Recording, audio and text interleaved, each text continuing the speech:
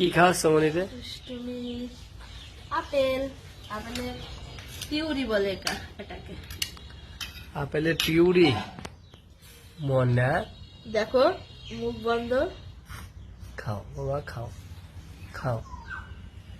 মনির প্রথম সলিড খাবার আপেলের পিউরি। ফার্স্ট 3 দিন আপেলের পিউরি খাবো, তারপরে আবার এটা চেঞ্জ করবো।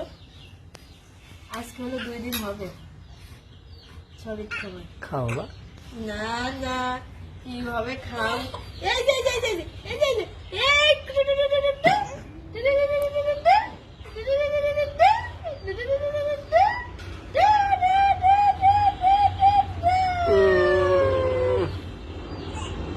সব উঠাই দিলাম, সব উঠাই দিলাম।